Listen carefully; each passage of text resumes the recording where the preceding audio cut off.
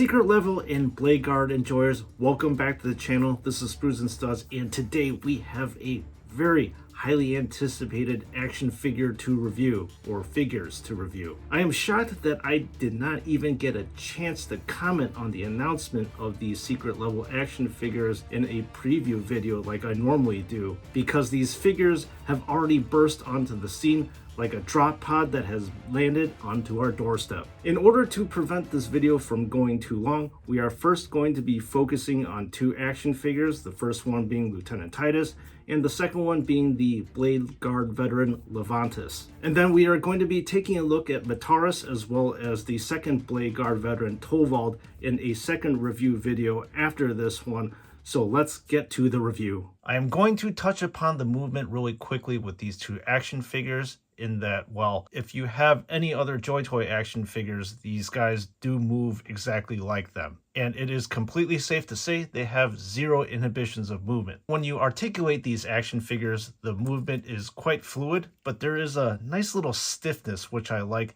that comes out of the JoyToy factory. I actually prefer these action figures to be that way because they can hold poses better. Both of these action figures are constructed like the previous Space Marine 2 action figures, in that they have a hollow chest area and a hollow lower leg area. As I have commented before, this description is not meant to make the figures sound cheaply constructed.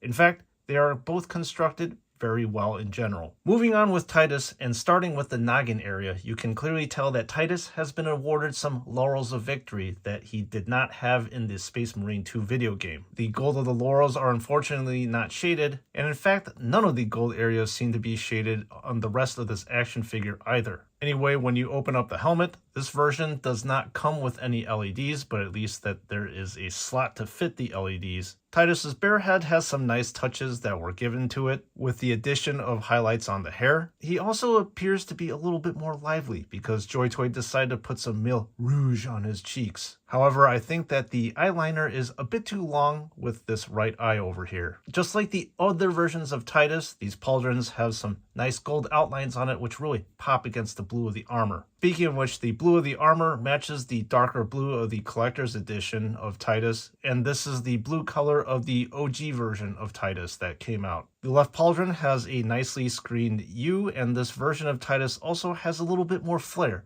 with the addition of these two purity seals here. I also wanted to comment that the pauldrons indeed are the version 4 ones. Then the arm area is completely unadorned, which matches how he looked in Secret Level. The right pauldron has your Titus sunburst skull with a banner that has Ultra obviously engraved on it. Sorry, I kind of wanted to interrupt this review to give a shout out to Bruce and his staff at David Toys. David Toys is where I get all of these action figures, and they speedily got me these secret level action figures so I can review them. Now, there are a ton of benefits from ordering from David Toys. One of the biggest benefits is that they have fantastic customer service, and that if there is something missing on your action figure, they will go ahead and try to replace it with the best of their ability. For example, you can tell that this backpack is missing a piece right here, and I was able to contact the people at David Toys, and they actually offered me a replacement and sent me this complete backpack that has no issues whatsoever. So that's just an example of David Toys' exemplary service. And with that being said, do not forget to use my affiliate code SNS to receive 12% off of your purchase. And doing so not only helps me, but it helps you again, because the commission that I get off of your buys, I actually pump right back into the channel, so I can get you more reviews of these lovely Warhammer 40K and Horus Heresy action figures.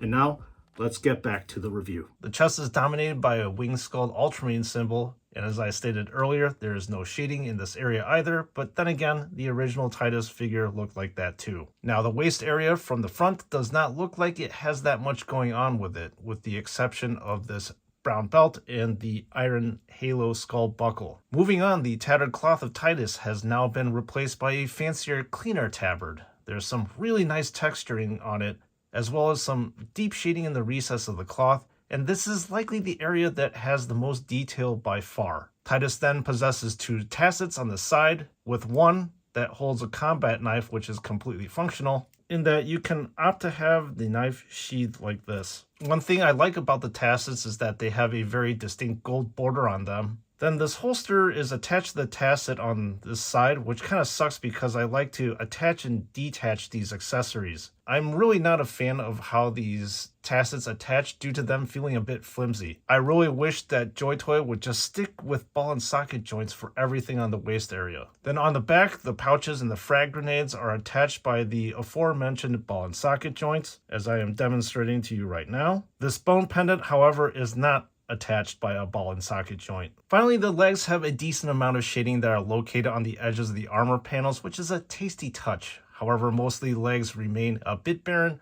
with the exception of this laureled skull, couple of purity seals, and the Ultramarines U on the knee. Finally, there's a plastic belt loop on the right thigh that can be moved around. There really isn't that much to say about the backpack area except the fact that you have the Ultramarines U that is only found on Titus's backpack. What I will comment on is that the backpack looks comically big on this Titus because JoyToy did not scale down the backpack like they scaled down everything else. In fact, this backpack is the same size as the OG Space Marine 2 Titus, which is quite perplexing. Well, it appears that this chainsword is a miniaturized version of the Collector's Edition one, as the teeth are the same and the vent area is also the same too. The combat knife is a new addition to this Titus action figure. The blade is a single tone silver, which it would have been nice to have the classic power sword gradient, but then again, this is a small piece of equipment, and I think I'm just nitpicking too much. Although, I do like the inclusion of this skulled U for the pommel. The shape of this bolt pistol is much improved over the old one. I was never a fan of how it looked, and the reason why I like this one so much is because it was derived from the heavy bolt pistol. Sadly, the pistol is rather flat looking with no shading that you can typically find on this weapon. Also, the magazine is removable to add a touch of realism. Also, Titus comes with a few other accessories such as a loose frag and crack grenade and an empty holster, as well as one with a bolt pistol in it. Now, if you are liking this action figure review, I would highly suggest you hit that subscribe button, and the nice thing about subscribing on YouTube is it's completely free. Anyway, moving on to this Bladeguard, it is a spicy looking meatball. I absolutely love how it looks, so let's dive into the details. Just like with any Space Marine 2 action figure, you can pop the top and put the LED in it. I'll have to say the shading is quite nice and definitely looks better than if this helmet was just a stark white. Finally, I do enjoy the redesign of the visor-like vent region. Pauldrons wise, this veteran has an amped up version with white and gold contrast on this left one. This Ultra is nicely engraved in the plastic, although I find this verbiage on the pauldron to be a bit strange, with the saying, "without the death, there can be no sacrifice." I really like how the forums has this gold border as well as this Indominus symbol too. This right pauldron also has the details dialed up to 11 with the verbiage engraved on it as well. The chest area is definitely a lot more decorated on this Bladeguard versus Titus. This collar is a nice contrast against the blue and the gunmetal, although I find that the color choice of the tilt or heraldic shield to be a bit strange due to it being brown versus maybe a white or blue. Now, I believe that this torso area is completely new and has never been produced before by JoyToy, in that this area is highly textured and corrugated, and you can see a delicious amount of shading here, which I absolutely love. And you can see even more of the detail around the back. I really like how the belt around the waist is your classic leather, or in this case, well, plastic. It fits in with the semi-old school vibe of the Bladeguard. Anyways, you have a magnificent tabard with this striated plastic and this huge textural sensation for your eyes. I am, although, a bit saddened that JoyToy did not use ball and socket joints for this crack grenade, as well as the pendant over here. However, curiously enough, the frag grenades use ball and socket joints. I, however, failed to mention that this holster over here is removable, leaving this peg area.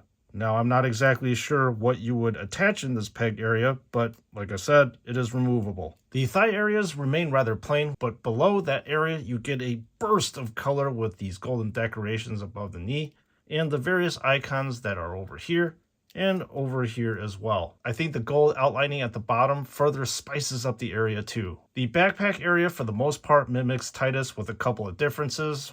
One is this U being a plain white, and there's this fantastic iron halo attached on the back. However, it's kind of curious that the halo is quite wobbly. Now, I'm pretty sure that this is a variant of a heavy bolt pistol, as Bladeguard typically wield them. Again, this is a badass looking firearm with a good balance between the gunmetal black. There's also a nice little gold decoration that breaks up the black, although I still remain perplexed as to why this weapon does not have any sort of weathering to it that we usually find with the gunmetal portions. And this magazine, unfortunately, cannot be removed either. Now with this power sword, GW went with the complete Roman aesthetic by giving this Bladeguard a very large gladius. The dark gunmetal to light silver is always welcome sight to take in. Finally, I love how the hilt has been replaced by a used skull. The shield is quite the bright sight indeed. You can obviously see that this shield is ensconced in gold decorations all over the place. I love how each and every single one of these skulls have a very well-defined eye socket and nose. There is also evidence that shading has been heavily applied to this area, which begs the question why JoyToy didn't apply it all over the gold. Then around the other side, you have a lone handle to prop up the storm shield. I kind of wonder what happened to the added plastic strap for stability that is usually found. Alright, let's go ahead and do some standing size comparisons. The version 3 intercessor on the left hand side is just a little bit shorter than the current action figure that we are interested in. And obviously this version 4 Titus towers above this one over here, which is a little bit perplexing because, you know, these action figures are supposed to be in the same Space Marine 2 line. And it's just strange to me when you put Titus next to himself that there's a size difference, and that should not even be. And up next is the recently released Blood Angels Captain, and you will notice that the Captain scales well with the updated Titus. Next we have our resident Ultramarines Chapter Master Marnius Calgar, which stands very tall over these two versions of Titus. And finally, you can see the massive size difference between this OG Bladeguard versus this new and updated Bladeguard. I think that these days the Warhammer 40K action figure universe seems to be the Titus show, and I kind of wonder if some of us are starting to get a little bit of Titus fatigue. I mean, in this year alone, we've had 3 different releases of Titus. So talking about this secret level Titus, I can honestly say that the differences between the Tituses are basically cosmetically minor. However, the biggest difference is the wild scales differences that JoyToy has been doing as of late. Even me, who usually does not get caught up in the scale differences, I feel like I have to comment on it, in that JoyToy really needs to pick a scale and friggin' stick with it. Anyways, regard to Titus, I think that he is a solid figure, but he kind of fails to stand out to me. Now, I feel that the real standout figure is this Bladeguard veteran over here. He looks simultaneously ornate and badass at the same time. The way that JoyToy and GW boosted the look of these figures over the OG Bladeguard veteran is absolutely phenomenal. Anyways, the texturing and the shading on the torso and the tabard are the true standout areas on this figure. I also am absolutely loving the updated look on the helmet. Is the Titus figure really worth getting if you have 1 or 2 of the other versions? I am not really so sure, but I 100% believe that this Bladeguard veteran is a buy not only for Ultramarines fans, but also just Warhammer 40K action figure collectors. Alright, members of the chapter, let me know what you thought about these 2 action figures that I have reviewed. Did you agree with my assessment that Titus looks a little bit milquetoast compared to this Bladeguard veteran? If you do own these figures, please let me know what you thought about them. In close, thank you so much for watching, members of the chapter. I highly appreciate all of your support, especially with your views, likes, and subscribes. We have a ton of content ahead of us with the review of Mataris as well as Tovald. Then somewhere down the line, we are definitely going to be doing a side-by-side comparison of all 3 versions of Titus, as well as comparing the OG Bladeguard veterans versus the secret level Bladeguard veterans. And with that being said, thank you all for watching again. I'll see you all in the next one.